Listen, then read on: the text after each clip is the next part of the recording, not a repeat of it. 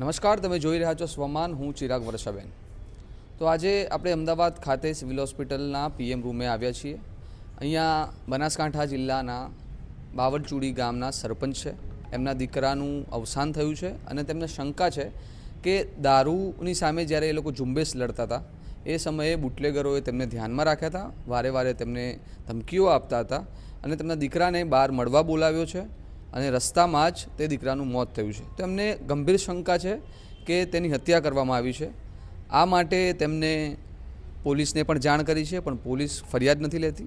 જે લોકો ઉપર આરોપ છે એ લોકોને શંકા છે, એ લોકો હેબિચ્યુઅલ ક્રાઇમ કરી ચૂક્યા છે, પરંતુ પોલીસ વડા કે પોલીસ કશું ધ્યાન નથી આપતી. તો સીધી જ વાત કરીએ એમની સાથે. નમસ્કાર, શું નામ છે સાહેબ આપનું? વિનોદભાઈ નરસિંહભાઈ ચૌહાણ. શું ઘટના બની હતી આખી? એ મારવામાં આવેલો દારૂના અડ્ડાવાળાએ. એટલે પહેલાં તમે જેમ કહો છો કે માર્યો છે, તો એ તમને કઈ રીતે ખબર પડી? મને કંઈ ગયો તો કલાક પછી સાહેબ મને બાપા મને ધમકાવે છે છોકરો, બરાબર. એ મને કંઈ જ્યારે મેં વાહમું જોઈને સાહેબ આ બધા બનાવ બને. તો આ મુદ્દે તમે પોલીસને જાણ કરી? પોલીસને જાણ કરી, પોલીસ ફરિયાદ લેવા માગતી નથી. કેમ? કે એક્સિડન્ટ છે. મુકેશ સાહેબ એક્સિડન્ટ નથી. તમને કઈ રીતે લાગે છે એક્સિડન્ટ નથી? ઈવોને લાગે પણ મને નહોતું લાગતું. પણ તમે એની બોડી કે એવું કંઈ કોઈ જોયું? મોટા લાગેલું નહીં, કાંઈ માથે છે કોઈ માથે ને પગે. જો એક્સિડન્ટ છો તો મોટું સુંદર છે કે ના સુંદર છે? તમારી ઉપર કેમ, એ તમારા દીકરા ઉપર કેમ એવું કર્યું? હું સરપંચ હોય એના હિસાબે દારૂના ધંધા બંધ કરવાના કીધું, એના હિસાબે અમે છોકરા પર જોખમ કર્યું. અને બીજું કંઈ તમારે કહેવું હોય? શું નામ છે સાહેબ આપનું? ચૌહાણ જયેશકુમાર કુબેરભાઈ. હું ત્યાં અમારા ભાઈ જ છે, મોટા ભાઈ જ છે, હું એડવોકેટ છું. હવે પોલીસને અમે ત્યાં પીઆઈને અમે ફરિયાદ આપવા માટે ગયા. ગામના સરપંચ હતા, છતાં એમને સવારે 9 વાગ્યાથી માંડીને રાત્રેના 2 વાગ્યા સુધી બેસાડી રાખીને ફરિયાદ ના લીધી અમારી. આજ દિન સુધી કશું કર્યું નહીં, બરાબર છે. અમે કંટાળી અને લેખિત ફરિયાદ પીઆઈશ્રીને આપી અને એસપી સાહેબશ્રીને આપી. એના પછી એ લોકો નિવેદન માટે ફરે જાય છે અને અમે અમારા દીકરાની અહીંયા સારવારમાં હતા અત્યાર સુધી, અને અમારો દીકરો આજ રોજ મરણ ગયેલ છે. અમારા સરપંચ સાહેબના કહેવા મુજબ અગાઉ એમનો દીકરો એમને જે દિવસે બનાવ બન્યો છે એ દિવસે સાંજના 7 વાગે એમને કહીને ગયો છે કે મને આ જે ફરિયાદમાં જે નામ લખેલા છે એ વ્યક્તિઓ મને મારવાની ધમકી આપી છે. એટલે એમને એમના દીકરાને કહ્યું કે હું એક મોહલ્લામાં મરણ પ્રસંગ હતો, હું ત્યાં જઈને આવું છું, તું અત્યારે ક્યાંય જતો નહીં. અને એમના દીકરાને એ લોકો વારંવાર ફોન કરી અને બોલાવતા હતા, અને પછી એમના દીકરાને સવારથી ધમકીઓ આપતા હતા, સવારથી ફોન કરીને બોલાવતા હતા. પછી એમનો દીકરો હાઈવે ગયો અને એને કહ્યું કે હું આ જગ્યાએ આવેલો છું, કઈ જગ્યાએ છું. એ લોકો બધા અલગ અલગ લોકેશનો કહીને જે પોતે આરોપીઓ બનાવ્યા છે એ આરોપીઓ પોતે અંદર કહે છે કે આ વ્યક્તિ આવ્યો છે, આ વ્યક્તિ આવ્યો છે, અને બીજા વ્યક્તિઓ આવે છે, બરાબર છે. અને જો એક્સિડન્ટ થયું હોય સાહેબ, અને પીઆઈશ્રીનું કહેવું છે કે થાંભલે સીધો ભીટકાયો, જો સીધો ભીટકાયો તો સાહેબ તો આગળ લાગે, પાછળ કઈ રીતના લાગે, બરાબર છે. એટલે કોઈ બે બાજુ ઈજા થાય નહીં, આગળ ને પાછળ બે બાજુ ઈજા થાય નહીં. એટલે અમારો પૂરેપૂરો શક, વહેમ અને પૂરેપૂરી ખાતરી જ છે કે એનું મર્ડર થયું છે, બરાબર. આ વાત એ છે કે તમે એવું કહો છો કે મર્ડર થયું છે, પણ એનું કોઈ કારણ હોઈ શકે ને, કે પહેલાં શું એવું કંઈ બન્યું હશે, તમારો ઝઘડો થયો હશે કે એવું કંઈ? ના, એમનો કોઈ સરપંચ સાહેબશ્રી અગાઉ પણ અરજીઓ આપેલી હતી, અને અગાઉ એમના વિરુદ્ધમાં પોલીસ સ્ટેશનમાંથી જ એવું સરપંચ સાહેબ ઉપર આક્ષેપ કરવામાં આવતા હતા કે અમારે તો પોલીસ સ્ટેશનમાંથી તમારે ત્યાં કોઈ આવી રેડો કરવા આવવું નથી, પરંતુ સરપંચ અમને પકડીને બોલાવે છે અને અમારે ના છૂટકે આવવું પડે છે, આવું કહે છે. જ્યારે એવું કીધા પછી એ લોકો જે સામેવાળા વ્યક્તિ છે એમને સામાસામી એ પોતે ઘરે આવીને ગાળાગાળી કરે છે. એવું સરપંચ સાહેબનું કહેવું છે કે મારા ઘરે આવીને ગાળાગાળી કરી ગયા છે વ્યક્તિઓ. ગાળાગાળી કરી ગયા પછી સરપંચ સાહેબે એ વ્યક્તિએ ગાળાગાળી કરી છે એમના વિરુદ્ધમાં લેખિતમાં ફરિયાદ આપેલી છે પોલીસ સ્ટેશનમાં, છતાં પીઆઈશ્રીએ કશું કરેલું નથી. ફરિયાદના અનુસંધાને એમના કોઈ પણ પ્રકારના જામીન લીધેલ નથી, કોઈ પણ પ્રકારની એફઆઈઆર ફાડેલ નથી. ફક્ત ને ફક્ત જે વ્યક્તિના વિરુદ્ધમાં ફરિયાદ આપી છે એમનું તો કશું લેવા દેવા નહીં, પણ જેને ફરિયાદી છે ઉલટાનું એનું નિવેદન લઈ અને સાવરીને બધું મૂકી દીધેલું છે. અને પછી એના પછી એમને શંકા ગઈ, અને જે લેખિત ફરિયાદ આપી એમાં આ જે મરણ જનાર વ્યક્તિના જ એના ઉપર જ પૂરો વેમ છે મારવાનો, અને એને જ જીવનું જોખમ છે. અને અત્યારે આ છોકરો એના પછી મહિના અંદર જ આ છોકરાનું મૃત્યુ થયું છે, બરાબર. એના મહિના અંદર જ હુમલો થયો, 15 દિવસના સુધીના અંદર મૃત્યુ થયું છે. એટલે સીધી શંકાને સીધું દેખીતું જ છે કે આ વ્યક્તિની હત્યા થઈ છે. બીજું, તમે જે પોલીસ ઉપર આક્ષેપ લગાવો છો કે પોલીસ ફરિયાદ નથી લેતી, તો એવું કેમ હોઈ શકે? પોલીસ પોતે એવું કહેવા માગે છે કે આ એક્સિડન્ટ છે. અમે કહ્યું જો એક્સિડન્ટ હોય સાહેબ, તો તમે એક્સિડન્ટનું કોઈ સામેથી કોઈ સાધન બતાવો, જો સાધન બતાવો તમે કોઈ, યા સાધન તમે લાઈન ઉપર, હવે એવું કહે છે કે થાંભલે હિસકાયા છે, તો થાંભલે હિસકાયો તો સાહેબ થાંભલો સીધો વ્યક્તિને આગળ લાગે, યા થાંભલો ઉડીને પણ પાછળ લાગવા જાય એવું બની શકે ખરી? બે બાજુ થાંભલા તો ના લાગે ને સાહેબ.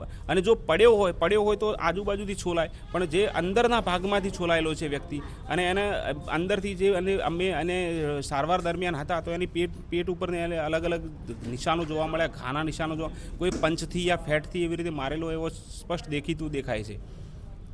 અને બીજું કે તમારી શું માંગ છે હવે? અમારી માંગ એ છે કે અમે અધિકારીઓ જે અમારા ત્યાં છે, ડીવાયએસપી સાહેબ BM પરમાર સાહેબ છે, અને જે ડીવાયએસપી સાહેબ છે, પછી બીજા LCBના PI સાહેબ દેસાઈ સાહેબ છે, અને નવનિયુક્ત જે વડગામના છાપી પોલીસ સ્ટેશનના PI સાહેબ છે, આ ત્રણેય સાહેબોની ભેગી થઈને SITની ગઠન થાય, અને એમાં અધ્યક્ષ સ્થાને BM પરમાર સાહેબ રહે, અને જે પણ નિર્ણય લેશે, જે પણ તપાસમાં જે પણ ખુલશે, નિષ્પક્ષ તપાસ કરાવવા માટે અમે તૈયાર છીએ. અને ત્યાં સુધી તમે શું કરશો? ત્યાં સુધી અમે ડેડ બોડી લેવાના નથી. અમારે જે એક SITનું ગઠન થઈને અમારા હાથમાં આવશે ત્યાં પછી અમે ડેડ બોડી લઈને નીકળશું. SITનું ગઠન થશે પછી જ તમે બોડી? હા. અને બીજું કે તમે તો એવું કહો છો, અને બીજી માંગણી અમારી છે કે PM થાય તો પેનલ ડૉક્ટરોના અને વિડીયોગ્રાફી સાથે એનું PM કરવામાં આવે. એ તો જે પ્રક્રિયા પ્રમાણે જ થતું હોય, પણ બીજું છે કે તમે પોલીસ ઉપર એક તો આક્ષેપ લગાવો છો કે પોલીસ બુટલેગરો સાથે અને જે લોકો આરોપી છે એ લોકો સાથે સંડોવાયેલી છે, તો એ જ લોકોનું તમે કમિટીમાં તપાસ માટે માંગો છો, તો એ કઈ રીતે શક્ય બને? શું એવું નહીં થાય કે એ લોકો તો પહેલેથી જ મળેલા છે? તો કઈ રીતે તમને યોગ્ય લાગે એ પ્રમાણેનો રિપોર્ટ આપશે? PI સાહેબ જે છાપી પોલીસ સ્ટેશનના PI સાહેબ હતા, અમે ફરિયાદ આપી, લેખિત ફરિયાદ SP સાહેબને આપી, એના પછી છાપી પોલીસ સ્ટેશનના PI સાહેબની ટ્રાન્સફર થઈ અને ત્યાં જતા રહેલા છે. એટલે નવા નિયુક્ત PI સાહેબ છે, અમને પૂરેપૂરો ભરોસો છે, અને ત્યાં DYSP સાહેબ છે, પછી LCBમાં જે PI સાહેબ દેસાઈ સાહેબ છે, અમને પૂરેપૂરો જે વ્યક્તિ નિષ્પક્ષ રીતે તપાસ કરી શકે, હું ત્યાંનો લોકલ જ છું એટલે મને ખબર છે કે આ સાહેબો વ્યવસ્થિત તપાસ કરશે. એટલે હાલ તમારે ત્યાં દારૂનું દૂષણ વધારે છે અને પોલીસ કંઈ કરતી નથી, ઉપરથી તમે જો પોલીસને ફરિયાદ કરો તો પોલીસ બુટલેગરોનું સાંભળે છે, તમારું કહેવું એમ છે? આ સરપંચ સાહેબે લેખિતમાં ફરિયાદ આપી, આવું બધું થયું છતાં જો એમને એમના દીકરાને જેના વિરુદ્ધમાં ફરિયાદ આપીને જે વ્યક્તિનું મરણ જનાર નામની સ્પેસિફિક ફરિયાદ આપી એનું જ અત્યારે મૃત્યુ છે ને એની જ અત્યારે ડેડ બોડી પડેલી છે સાહેબ, પછી બીજો કોઈ પ્રશ્ન કહેવાનો આવતો જ નથી આગળ. ધન્યવાદ. બીજું કંઈ તમારે કહેવું હોય? બસ. તો આપણે જોયું કે વડગામ તાલુકાના એક ગામની અંદર જે પોતે સરપંચ છે એ લોકોની ફરિયાદ લેવા પણ પોલીસ તૈયાર નથી, અને એમનો આક્ષેપ છે કે પોલીસ બુટલેગરો સાથે મળેલી છે. તો આ જ બનાસકાંઠા જિલ્લો છે જ્યાં ધારાસભ્ય જિગ્નેશ મેવાણી છે, અને જિગ્નેશ મેવાણીએ દારૂબંધીની ઝુંબેશ ચલાવી હતી, અને એ ઝુંબેશની અંદર જ્યારે સરપંચ જોડાયા ત્યારે પોલીસે બુટલેગરોનો સાથ આપ્યો છે એવું પીડિત લોકો કહે છે. તેની સાથે આ ઘટના સ્થળે આ PM રૂમે ધારાસભ્ય જિગ્નેશ મેવાણી પણ આવ્યા હતા. જિગ્નેશ મેવાણીએ શું કહ્યું એ પણ આપણે સાંભળીએ. છાપીના બાવલચોડી ગામના વિનોદભાઈ ચૌહાણ, એમના દીકરાનું અકસ્માતે અથવા હત્યામાં મૃત્યુ થયું છે. હાલ એમની ડેડ બોડી PM માટે અમદાવાદ સિવિલ હોસ્પિટલ ખાતે છે, અને હું વડગામ વિધાનસભાના તમામ લોકોને જણાવવા માગું છું કે બહુ દુઃખદ ઘટના તો બની છે, પણ એનું જે પણ સત્ય છે એ સચોટ રીતે બહાર આવે. કારણ વગર કોઈ પણ માણસ આરોપી બને નહીં, ખોટું કોઈ પણ માણસ દંડાય નહીં, અને આરોપી કોઈ 302નો ગુનો હોય તો છટકી ના જાય, એની સંપૂર્ણ તકેદારી અમે રાખીશું.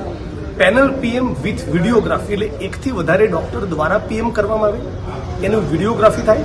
હાલ જ વિનોદભાઈ અને બધા સગાઓની ઉપસ્થિતિમાં જિલ્લા પોલીસ વડા અને IG બંને સાથે વાત થઈ છે, અને માગણી કરી છે કે headquarter DYSP BM Parmar, LCB PI mister Desai અને છાપીના જે નવનિયુક્ત પોલીસ ઇન્સ્પેક્ટર છે એ ત્રણની બનેલી તપાસ ટીમ દ્વારા આખી ઘટનાની તપાસ કરવામાં આવે, અને ત્યાં સુધી પીડિત પરિવાર બોડીનો સ્વીકાર નહીં કરે. પણ મને અપેક્ષા છે કે ટૂંક સમયમાં એનો જિલ્લા પોલીસ વડા દ્વારા આ તપાસ ટીમનો ઓર્ડર થઈ જશે, અને આગળ જતાં જે પણ વાત બહાર આવે એ પ્રમાણે નિષ્પક્ષ તપાસ કરવામાં આવશે.